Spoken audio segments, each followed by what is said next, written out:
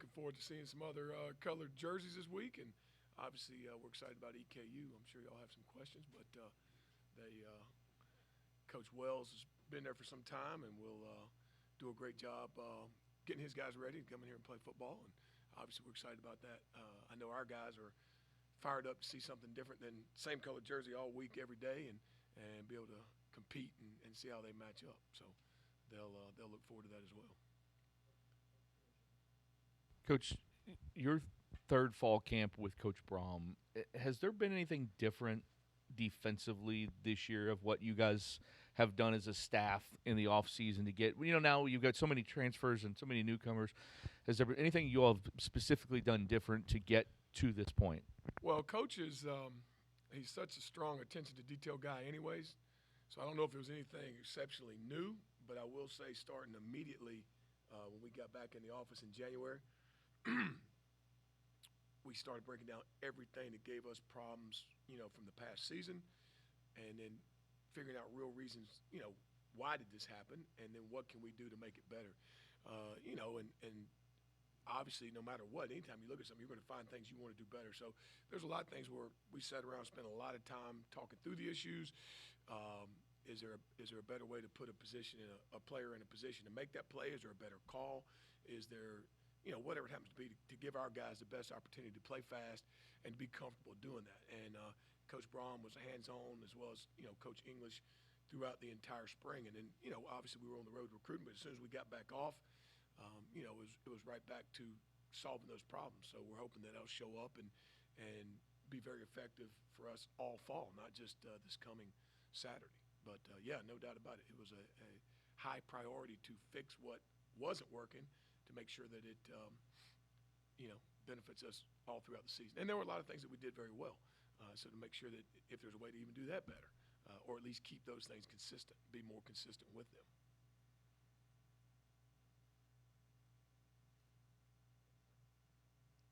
When you have a veteran like TJ, who's kind of the leader in your in your room there, how I don't want to say easy, but like, is he another coach almost out there? Well, TJ, you said TJ, right? Yeah, TJ Quinn, you're referring to.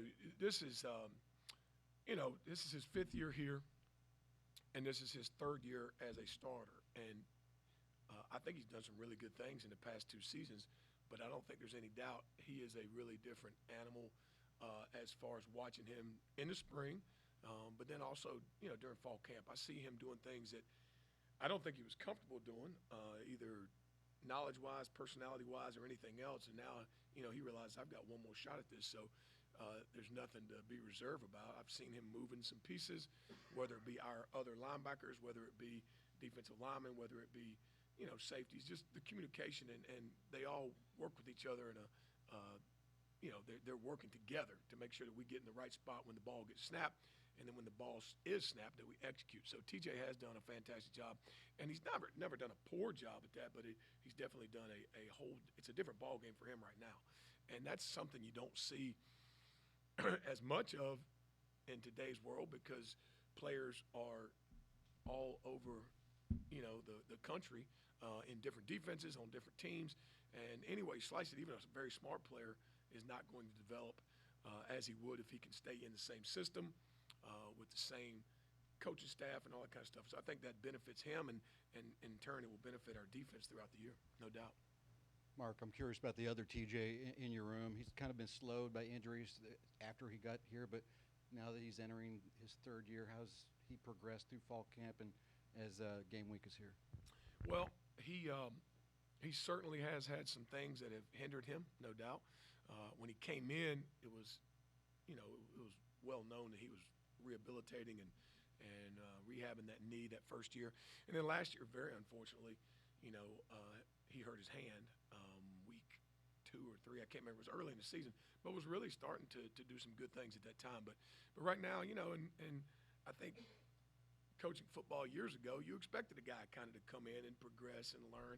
And now I think a lot of times we expect somebody's going to show up and they're going to be plug and play and life is good. But for TJ, I give him credit.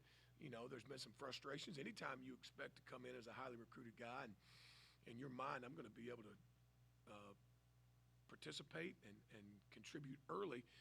But now, I think he's seeing now, hey, I have been in, same thing for him. Now, this is his third year in the defense, obviously a very limited role when you're rehabbing and working. But now he is starting to see some of the benefits of that. And I can tell you this, he is on a day-to-day basis, and I think all those guys are. This is a really, when I say inquisitive group, like as soon as they come off the field, the maturity level is different right now because they're asking football questions, and they're talking to each other about what just happened on the field, what's the next call, and that's very important. It should be like that all the time, but to say that it always is would be incorrect. And he's done a really good job mentally of sitting in our room, which is right next door, and every day asking, was that the right way to do it, Coach? Is there a better way to do it? And he does it every day. So I'm expecting big things out of TJ Capers is the one you're asking about. I think he'll do an excellent job this year. And it's time for him to do so, being his third year here. So. Well, there's no film on this specific EKU team. This is a program that is coming off an appearance in the FCS playoffs. So when you're kind of watching what Walt Wells-led programs do and what they do well, like what's something that kind of stands out when you're watching film on just how his programs operate? Well, and other than maybe a coach or two, they've retained just about everybody, so you'd think there's going to be some growth. Now, it is interesting, across the entire country, you're going to see new faces on every team. And, there's no doubt for them, their roster is much, much different than what we've been studying and looking at. But with most of the staff being there, the position coaches and the offensive guys, I think we're going to see some similar things. I'm sure they're going to have some wrinkles. They're going to have some things that they've seen on us where they think, hey, we might be able to get something. But, they do a great job of making you discern between run and pass, trying to make it very difficult not to give you anything easy to where you can just line up and tee off on them either way. They're going to make you defend both. And they've got some really balanced things that they do to make you, to try to put you in a precarious situation where you are stuck in the run and they're hitting you for the pass and vice versa. So, but they do a good job. Now, I'll tell you this, watching them play, there were some games last year where they were down by some points and they came back and won. So, one thing about it, and a couple times it was, double-digit deficits, and they just kept battling, and ended up winning those ball games.